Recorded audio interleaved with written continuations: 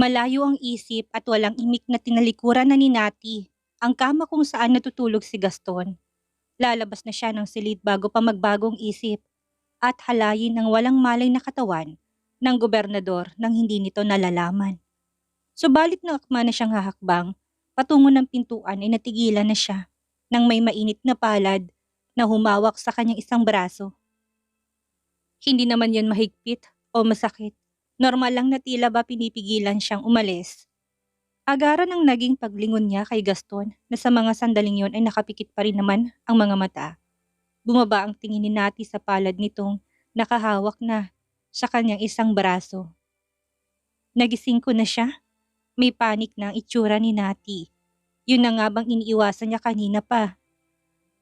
Mula sa palad nitong nasa braso niya ay binalik ni Nati ang paningin sa mukha ni Gaston na unti-unti nang dumidilat ang mapungay at mapula niya pa ring mga mata.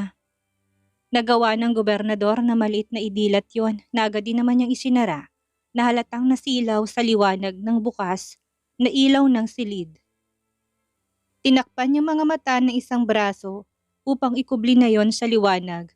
Gumalaw ang Adam's apple nito nang lumunok ng laway. Sa paningin ni Nati ay sobrang hot at sexy. Natalia. Parang pusang may sakit sa hihinang boses nito nang tawagin ang pangalan niya. Huwag mo ko ditong iwan. Dito ka lang please. OA man kung pakikinggan, pero parang bigla na lang lumundag ang puso ni Nati mula sa loob ng kanyang katawan sa paraan ng pagtawag nito sa kanya at pakiusap. Kumibot-kibot pa ang bibig nito na para bang may gusto pang mga sabihin na hindi niya lang magawang ituloy yon. Napakagat na si Nati sa labi. Mukhang nabuking agad nito ang ginawa niyang pagnanakaw ng halik. Pilit na kinalamay ni Nati ang sarili. Hindi siya pwede na magpanik at makita yon ng gobernador. Pwede niya namang sabihin na wala siyang masamang ginagawa. Guni-guni lang yon ni Gaston kung igigiit nito. Wala itong solid na evidence doon kaya paniguradong magiging absuelto siya dito. May kailangan ka? Pikit ng mga matang tanong ni Nati na inilihis na ang tingin. Hindi ako pwedeng magtagal dito. Hahanapin ako ni Brixton kapag hindi ako nakita.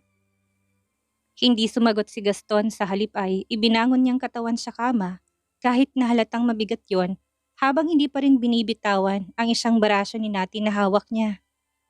Hindi naman yun kinalas ng babae kahit na pasong-paso na siya at parang mangingisay na sa invisible na kuryenteng dumadaloy doon. Napakurap na ng mga mata niya si Nati nang ilang beses nang makita ng bahagyang hinilot ng gobernador ang sentido. Marahil ay nananakit yon nang dahil sa alak. Mahiga ka na at matulog. Gutom ka ba? Gusto mo ng kape? Papadalan kita dito sa mga maid o ako mismong kukuha sa ibaba. Sinubukan ni Nati na maging natural ang boses niya at hindi maging tunog awkward yun doon. Bukas ka na lang umalis dahil gabing-gabi na. Nabigyan na rin naman ng mga room ang mga bodyguard mo upang doon sila magpahinga. Natatarantang sambit pa ni Nati na sinubukang pasimpleng hilahin ang kanyang braso. Huwag kang mag-alala, may permission ni na mommy at daddy na dito ka magpapalipas ng gabi. Hinila na siya ni Gaston palapit sa kanya gamit ang braso niyang hawak-hawak nito. Hindi na paghandaan ni Nati na naagad na napaupo sa kandungan ng gobernador. Halos lumuwa ng mga mata ni Nati doon na akmang tatayo ngunit agad na nitong napulupot ang isang braso sa bewang niya. Kitang-kita ni Nati ang pagtikwas ng gilid ng labi ni Gaston kahit na nahihirapan tong idilat ang nasisilaw niya pa ring mga mata. What do you think you're doing? Angil ni Nati na nabitawan ng pinagubarang damit nito. Nahawakan na siya kaagad ni Gaston sa may leeg. Gamit ang libreng palad at walang kabang hinila palapit ang mukha niya sa kanya. Halos maduling si Nati sa lapit ng mukha nila. Ilang saglit pa ay walang pag-atubili nitong inabot ang kanyang labi na bahagyang nakaawang sa gulat. Sabik na sinunggaba ng halik yun ni Gaston, nanigas pa ang katawan ni Nati. Parang binuhusan ng tubig. Hindi na makapag-isip ng tama ang utak niya. Itutulak niya ba ito para tanggihan? Hahayaan na lang? Alin doon? Hindi siya makapili. Hindi niya ito pwedeng gantihan. Gaya ng sabi niya, delikado. Tuluyang masisira siya doon dahil malalaman ng gobernador na madali pa rin siya nitong makuha. Ilang minutong nagawang labanan ni Nati ang sarili, ngunit dahil sa kakaibang sensasyon na ibinibigay nito sa kanyang katawan, ilang saglit lang ay pikit na ang mga matang nilunok niyang mga salitang sinabi na hindi susuklian ng halik. Napahigang muli si Gaston sa kama nang itulak ni Nati ang katawan at ayusin ang pwesto. Nakahawak na agad ang dalawang palad ng babae sa dibdib ni Gaston na kanina pa nito pinagnanasahan. Nagpalit sila ng posisyon. Nagawa ng maihiga ni Gaston ang katawan ni Nati at mailagay yon sa kanyang ilalim nang walang anumang hirap. More, hiling niya na hawakan na ito sa ulo. Hindi pa man nawawalang tama ng alak sa katawan ni Gaston ay pinagbigyan niya ang hiling ni Nati. At manghuhubaran niya na to ng saplot sa katawan na makarig sila ng mahinang katok. Tita Nati, are you inside the room? Can we come in? Nandyan din si Lolo. Hahanap kayo ni Brixton. Tumigil sa ginagawa niya si Gaston. Ilang saglit na nagkatitigan sila ng tingin ni Nati. Napabalikwasan ng bangon ng babae nang marinig doon ang munting boses ni Nixa. Pareho silang napangiwi ni Gaston at napahawak sa sariling mga noo. Nang magbanggaan yon sa pagmamadali. Ilang murang pinakawalan ni Nati na pulang-pula ng mukha sa labis na kahihiyan.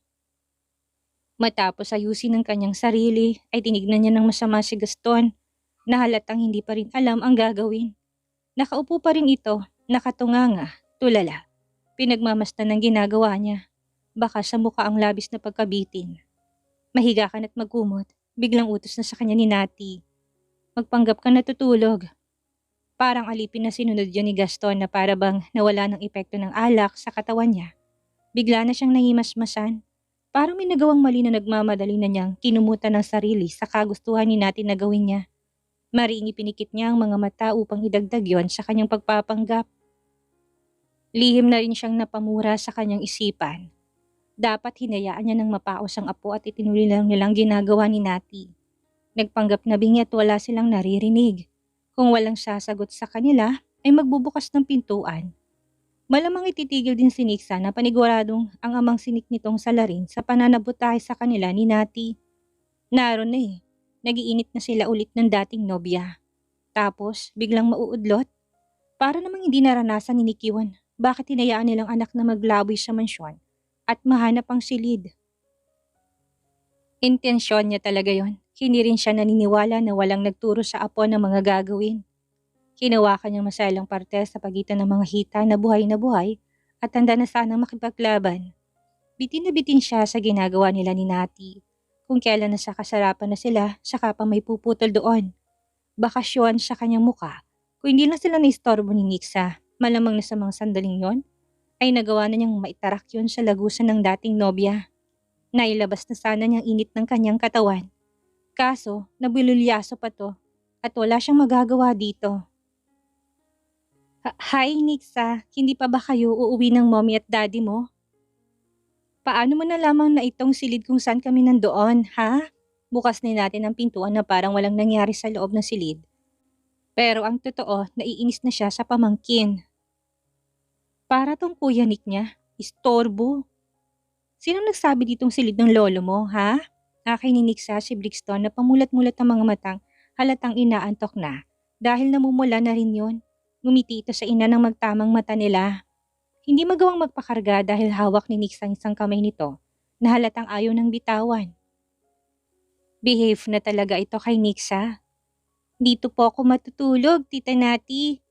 Sinong may sabi? Si lolo't lola. Saka umalis na pauwi sina mommy at daddy. Narinig ko kailangan daw ng privacy. Umikot ang mga mata ni Nati pero syempre, hindi niya yung pinakita sa pamangkin. Baka isumbong siya. Naku, OA pa naman ang kuya Nick niya. Isipin na tinuturuan niya ito ng masamang ugali ng totoo ay sa kanya naman talaga nito nakuha. Mukha ng hipag niyang si Chris ang bata pero ang ugali nito sa kanyang kapatid nakuha ng bata. Talaga? Kailangan ng privacy ng kapatid niya at hipag niya? Kaya naman iniwan nila ditong anak para siya naman ang mawala ng privacy with Gaston? Napakagaling talaga nila. Ganun ba? O, bakit hindi ka pa mag-sleep? Doon kayo sa kabilang silid. Sa kwarto ko, okay? I want to say good night to Lolo. Sabi ni Daddy dito raw siya matutulog. Biling niya mag-good night kiss ako. Pilit na pinahaba ni Nati ang pasensya. Napipika na siya sa pagiging makulit ng bata. Bitin din kasi siya. Hindi na nga niya ngayon alam kung paano pa itutuloy ang naudlot nilang paglalampungan ng governor. Paniguradong magkakahiyaan na silang dalawa. Saka tita Nati, I'm not sleepy yet eh. I want to play pa. Marami pa akong energy sa katawan ngayon na kailangang i-release. Pati rin si Brixton. Damay pa nito sa kanyang anak na halatang inaantok na. Ubos na ang battery ng kanyang energy na sabi. Muli pang napairap doon sa kawalan si Nati. Ang kapatid niya talagang salarin na lahat ng yon. Ginamit pang anak nito para lang asarin siya. Bukas na lang, tulog na kasi ang lolo. Hindi na natapos ni Nati dahil pinapasok na ni Nix ang sarili niya. Sa silid habang akay si Brixton. Walang nagawa si Nati kung hindi ang mapairap ulit sa kawalan. Kaugali ng kuya Nick niyang pamangkin. Pala desisyon, walang pakundangan. Kung hindi lang ito bata, malamang napatulan niya na doon. Pasalamat ito na love niya. Come on Brixton, bilis, gisingin natin ang daddy mo. Hindi ba want mo pang makipaglaro sa kanya? Hindi tayo pwedeng matulog ng maraming energy. Kailangan nating ubusin. It was good for our health. Sabi sa akin dati ng doktor ko. Napahawak na sa leg niya si Nati nang makitang nakasampa na agad sa kama ang dalawang bubwit paglingon niya. Ang buong akala niya simpleng good night lang ang gagawin nila. Mali siya. Parenting nakasakay na rin kaagad sa katawan ni Gaston si Nixa habang si Brixton naman ay nahiga malapit sa mukha ni Gaston na ang mga mata ay nakatitig na sa mukha ng ama na para bang patuloy niyang minimemorya at kinikilala. Sa anggulo ng higa ni Gaston, hindi niya alam kung nakapikit ba ito at sinunod ang utos niya o dilat ito. Problemado na siyang lumapit sa kanila. Lolo, wake up! It's too early to sleep. More energy pa si Nixa Guzman Bentacourt. Lolo, Governor! Galaw ni Nixa na nakasakay pa rin sa katawan ng gobernador. Ginawa na siya nitong laro ang kabayo na bahagyang pinagpapalo ng palad. Napailing na si Nati, biglang nanakit ang ulo dito. Kiss mo na siya, Brixton, baka magising mo din siya. Parang nakakaintindamang sinunod yun ni Brixton, nagkiss to sa braso ni Gaston na ng mga sandaling yon na hindi na alam kung matutuwa ba o maiiyak. Parang sasabog bang puso niya sa galak. Sobrang lapit na ngayon sa kanya ng anak. Gusto na niyang yakapin ito ng mahigpit ulit, pero hindi niya alam kung hanggang kailan siya ni Nati ninanais na magpanggap doon. Baka magalit ito kapag bigla niyang ginawa yun. Ayaw pa rin magising Brixton? Bite him! Kagat mong daddy mo Brixton! Sa pisngi! Kagat mo siya! Napaawang ng bibig ni Nati nang lumapit si Brixton sa mukha ng ama. Iniiling na niya ang ulo. Imposible, hindi naman yun gagawin ni Brixton. Natalyo! Saway niya pero hindi na inulit nito dahil baka naman ikikis lang ito ulit ng anak. Brixton? Ang akalang ikikis nito sa pisngi ang ama ay isang malaking pagkakamali dahil sa naging kampante si Nati. Sa bandang huli sinunod nitong utos ni Nixa na para bang maimpluwensya siyang nilalang. Tuluyang kinagat ni Brixton ang isang pisngi ni Gaston na sa gulat ay biglang napabangon. Baka siyang frustration sa mga mata nang dahil sa sobrang sakit ng pagkakakagat. Oh my God, Brixton! Bakit mo yun ginawa? Bumakas ba naman ang mga ngipin ni Brixton doon? Hinilang yun ang problema ni Nati. Tita Nati! Puno ng takot na sigaw ni Nixa. Damit Gaston, si Nixa! Muntik nang mahulog si Nixa! Na nakalimutan ni Gaston na nakasakay sa kanyang katawan. Mabuti na lang at nasalo niya kaagad si Nati nang biglang nanghinat parang tinakasan ng lakas ang katawan na napaupo na sa sahig ng silid. Nixa is a very expensive baby. Kakalabas lang din ito ng hospital at kung may mangyayari na naman dito na masama na sila, ang may gawa hindi niya alam kung anong maaaring gawin ng kanyang kapatid, kahit nakasalanan niya yon. Governor Barcelo, matik na mahulog si Nixa. Parang papanawa ng ulirat na bulalas ni Nati, habang yakap ng mahigpit ang katawan ng bata. Natataranta na bumaba ng kama si Gaston upang tulungan ang nakasalampak na si Nati. Na makatayo, iginiyan niya ito at maingat na pinaupo sa gilid ng kama. Habang hindi niya inaalis ang mga mata sa mukha ng dating nobya. Putlang-putla ang mukha ni Nati, dala ng takot na baka mapahamak si Nixa. Hindi nakaligtas yon sa mga mata ni Gaston na gano'n na rin ang nararamdaman. Nanatiling yakap pa rin ni Nati ang pamangkin, nakapansin-pansin ang pananahimik na ginagawa. Salit-salita ng naging mga tingin nito sa kanila ni Gaston. Yung tipong binabasa nito kung anong tumatakbo sa isipan ng kanyang tita Nati at lolo governor. Bata pa siya pero magaling siyang makabasa ng emosyon ng mga taong sa paligid niya. Nahuhulaan niya kung galit o takot. "Are you okay, Nixa?" Masuyong haplos ni Gaston sa ulo. At mukha ng bata na paskwat nang naupo sa harapan nila habang pigil ang hininga. Yung alak sa katawan niya ay tuluyan ng nilipad ng kaganapang yon. "Sabihin mo kay lolo, ayos ka lang ba? May masakit ba sa'yo ha? Sabihin mo sa amin. May masakit ba? Saan, Nixa? Saan?" Itinanong yun ni Gaston dahil nakita niya na iba ng tingin nito sa kanila ni Nati. Kilala niyang bata na marami nang tumatakbo sa munti nitong isipan. Paniguradong nagulantang din ito sa bilis ng mga pangyayari. Sinundan ng mga mata ni Gaston ang ginawa nitong tahimik na pagsulyap kay Brixton. Nakatikom pa rin ang bibig. "It's okay now, Nixa. Okay ng lahat. Hinga ng malalim. Kapag may naramdaman kang masakit, sabihin mo sa amin. Huwag kang mahihiya. Okay, Nixa?" Salo naman ni Nati na masinigpitan pang yakap sa pamangkin, na nararamdaman niyang panlalamig ng buong katawan. Marahil ay sa takot. Sorry kung napalakas ang boses. Malakas na umatungal na ng iyak doon si Nixa, na ikinatayo ng bigla ni Nati sa pagkakaupo upang isayaw lang ang pamangkin, na akala mo siyang sobrang inapi gayong nang dahil sa kasutilan niya. Kaya yun mga nangyari. Pinadyak pa nitong kanyang mga paa habang patuloy sa kanyang malakas na pag-iyak. Noon lang nailabas ng batang takot sa malakas na sigaw ni Nati kanina dahil sa pagkataranta. Alam ni Nixa na siya ang may mali at kasalanan at ang tanging defense mechanism niya ay ang umiyak upang mailabas ang tensyon sa kanyang dibdib. "Mommy! Daddy!" Tawag nito sa mga magulang na sa sandaling yun ay malapit na sa villa nila. "Mommy!" Napamulagat ng mga mata doon ni Nati na ikinatayo na rin ni Gaston. Akmang lalapitan sila pero naudlot dahil paniguradong mas lalong iiyak lang ang bata. Halos mahulog ang kanyang panga sa biglaan nitong pag-iyak. "Shh! Nixa, tahan na. Hindi ka naman inaano. Bakit kailangan mo umiyak? Nagsasorry na ako sa pagsigaw na ginawa ko. May masakit ba? Sabihin mo sa tita." Sayo pa ni Nati kay Nixa na mas lumakas pang palahon ng iyak. Hindi niya na alam kung anong alo pang gagawin sa pamangkin.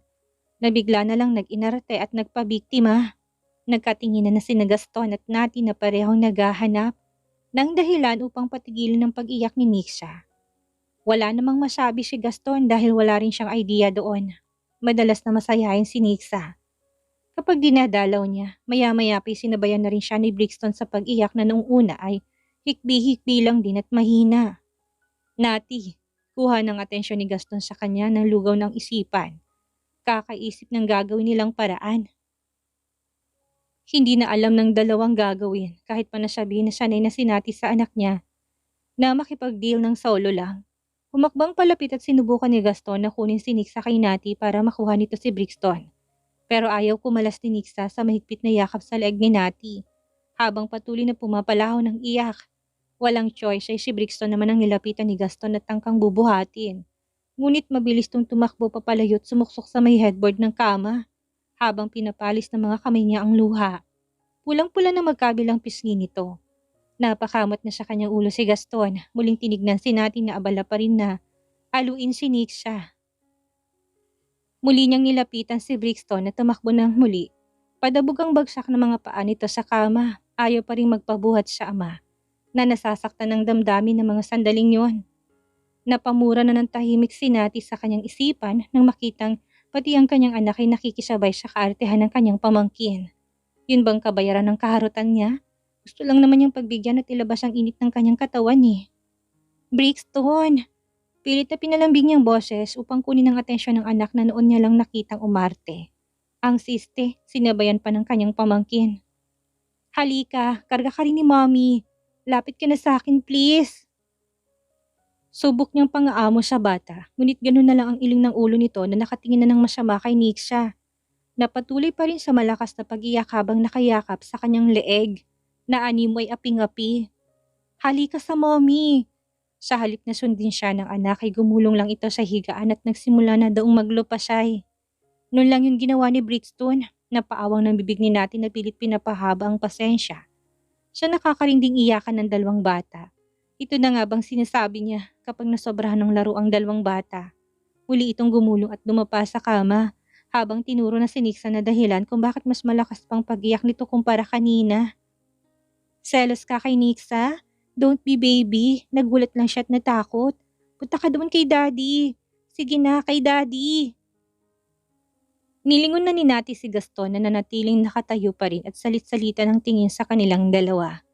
Hindi lubos maisip ni Gaston kung paano nakakayanan ni Nati na alagaan ang kanilang anak nang siya lang kung ang may ganitong pagkakataon na nangyayari sa kanila. Naisip niya na paano kaya nito nagawang indahin ang lahat ng ito. Naiintindihan ng governor kung anong gusto ng kanilang anak na si Brixton. Ipinapababa niya si Nixa para siya naman ang kargahin ng ina't patahanin. Makikita yon sa kanyang mga matang masama pa rin ang tingin.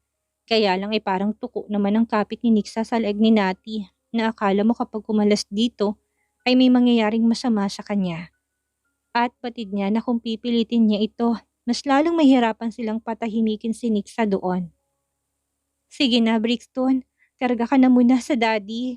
Aaluin lang ng mommy si Nixa. Sinanyasan ni Nati si Gaston na muling lapitan si Brixton. Sinunod naman yun ng gobernador pero mabilis lang itong tumakbo patungo ng kanilang bahagi ng kama kung saan hindi niya ito makakayang abutin kung hindi niya po persahin. Bagay na hindi niya pwedeng gawin dahil baka mas lumayo pang loob ni Brixton sa kanya. Dahil doon, mariin ang naipikit ni Nati ang mga mata ng ilang segundo, nakagat na rin niyang kanyang labi upang hindi na makapagsalita ng kung ano pa nang makitang kakaibang ugali ng anak niya na iyon ang mukhang nakuha nito kay Nixa. Gusto niya lang namang saglit na masolo si Gaston tapos yun palang magiging kapalit nito. Mahabang pasensya niya pero mukha yatang mapipigtas yun ng magpinsan sa pagiging matigas nila ng ulo. Bilis na! Huwag nang matigas ang ulo na talyo! Medyo tumaas na ang boses ni Nati.